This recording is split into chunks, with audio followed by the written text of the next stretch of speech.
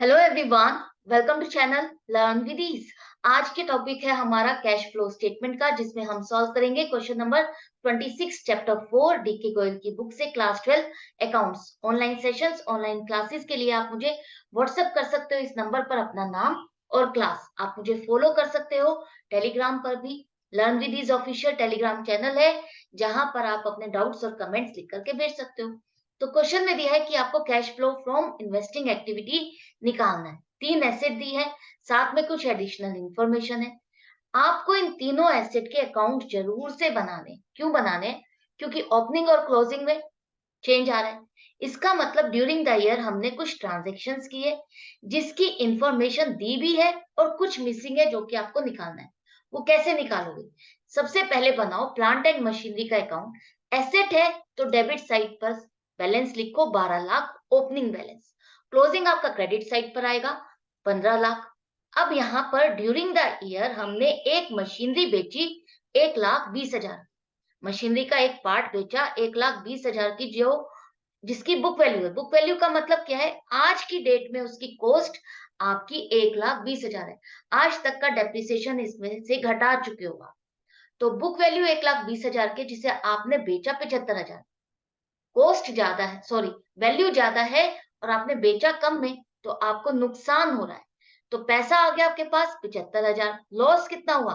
1,20,000 minus 75,000, 45,000 का आपको loss हो गया। तो टोटल हो गई 1,20,000 की मशीनरी। जो कॉस्ट थी उससे आपका मशीनरी अकाउंट रिड्यूस हो गया।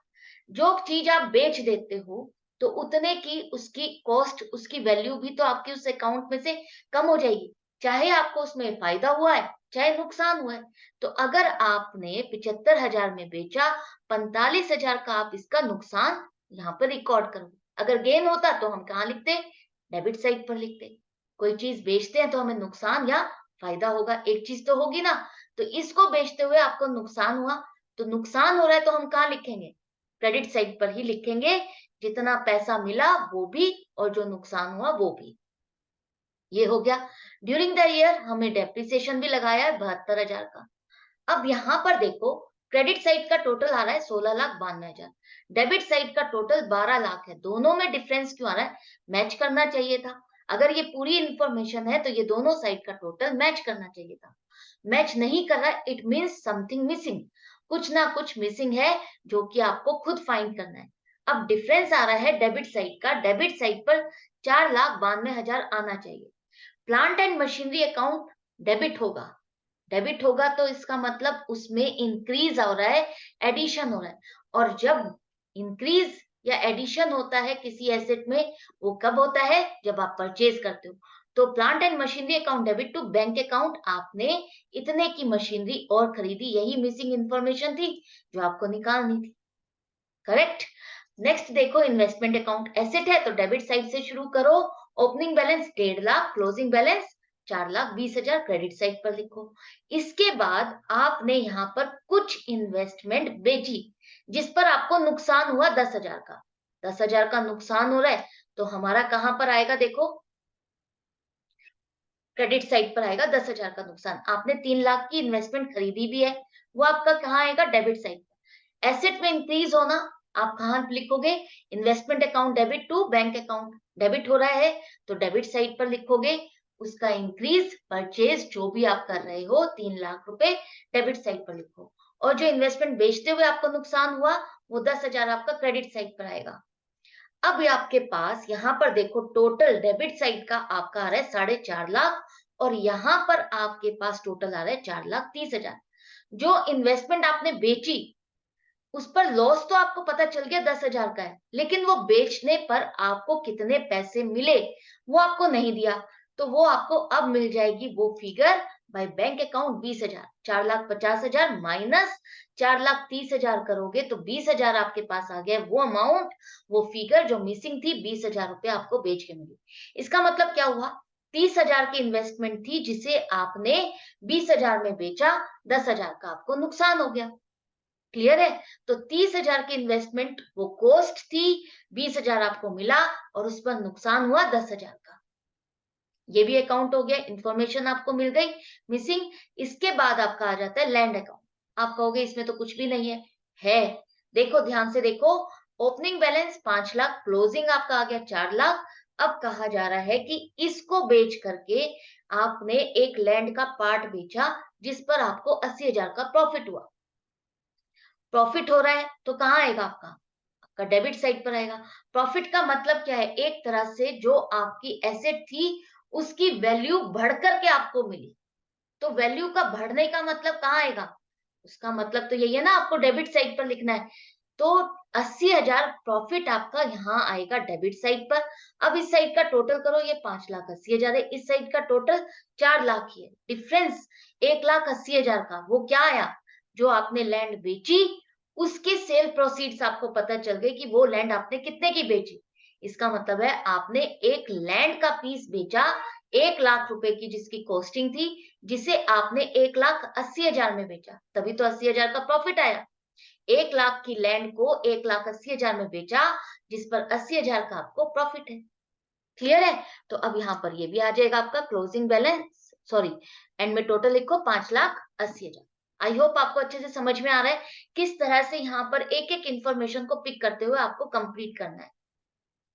ये हो गया क्लियर, कंप्लीट हो गया, समझ में आ गया। अब चलते हैं हम अपने कैश फ्लो स्टेटमेंट पर। कैश फ्लो स्टेटमेंट में सबसे पहले प्लांट एंड मशीनरी में देखो, आपने सेल की है मशीनरी 75,000 रुपए।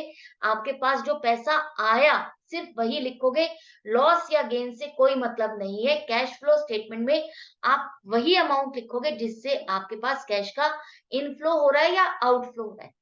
तो मशीनरी को बेचने पर आपको पैसा आया 75,000 रुपए। और ये जितनी भी एसेट्स हम बेचते हैं, खरीदते हैं, वो किस में आती है? इन्वेस्टिंग एक्टिविटीज में। तो मशीनरी को बेच करके 75,000 रुपए मिले, आप वही लिखोगे। इसके बाद आपने एक मशीनरी खरीदी भी, कितने की? 4,92,000 की। तो वो लेस होगा। मशीनरी खरीद रहे हो, पेमेंट कर रहे हो, तो आपका कैश का आउटफ्लो होगा। आउटफ्लो मतलब माइनस होगा। अब आ जाओ दूसरे पर, इन्वेस्टमेंट्स। इन्वेस्टमेंट्स में यहाँ पर देखो, आपने कुछ इन्वेस्टमेंट बेची, 20,000 की बेची, इस पर लॉस आया है, उसको हम नहीं लिखेंगे। हमारे पास कैश का कितना इनफ्लो हुआ है, कैश कितना आया है, वही आपको देखना है। 20,000 आपको मिले, 20,000 का इनफ्लो हुआ, तो वो प्लस है। इसके बाद आपने परचेज की, कुछ इन्वेस्टमेंट परचेज की, परचेज करने पर पेमेंट की, तो 3 लाख रुपए आपके माइनस हो जाएंगे। अब आ जाओ लैंड। लैंड में आपको 1,80,000 मिले सेल करने पर, 1,80,000 आपके पास पैसा आया। लैंड आपने और खरीदी नहीं है, बस बेची है लैंड। यहां तक क्लियर हो गया आपको? अब एक छोटा सा पॉइंट है जो आप मिस कर रहे हो, वो क्या है देखो। यहाँ पर आपने इंटरेस्ट रिसीव किया है इन्वेस्टमेंट्स पे, जो आप उसके अकाउंट में नहीं लिखोगे। इंटरेस्ट रिसीव करना वो एक अलग इनकम है, वो उसकी एसेट की वैल्यू से रिलेटेड नहीं है। एसेट की वैल्यू में तो आप सिर्फ उसकी सेल और परचेज ही कवर करोगे। इंटरेस्ट जो रिसीव कर रहे हो वो उसकी अदर देन उसकी इनकम है। उस इन्वेस्टमेंट पर जो आपको इनकम हुई वो भी आपका यही आएगा। इन्वेस्टिंग एक्टिविटी में इनफ्लो 15,000 ऐड होगा। इनकम है तो ऐड होगा ना, 15,000 ऐड करो। अब इन सभी प्लस आइटम को टोटल करो, 2,90,000, और माइनस वाले आइटम्स को भी 7,92,000। अब आपका नेट इफेक्ट आ गया, नेगेटिव है। आपने पैसा आउटफ्लो ज्यादा किया है, परचेज ज्यादा की है चीजें, और बेची कम है तो इनफ्लो कम हुआ। आउटफ्लो ज्यादा हुआ, कितना? 5,02,000 का आउटफ्लो हुआ है, ज्यादा हुआ है। और आपने इसमें यूज किया है, पैसा खर्चा है, तो cash used in investing activities. अगर ये पॉजिटिव होता आंसर, प्लस में आता, तो आपका आता cash flow from investing activities. जब भी नेगेटिव है तो आपको क्या लिखना है? Cash used in investing activities. I hope ये क्वेश्चन अच्छे से समझ में आ गया, डाउट या कंफ्यूजन नहीं रहा होगा। फिर भी अगर रह जाता है तो आप कमेंट सेक्शन में लिख करके पूछ सकते हो। मैं मिलूंगी नेक्स्ट वीडियो में नेक्स्ट क्वेश्चन के साथ। Goodbye and take care.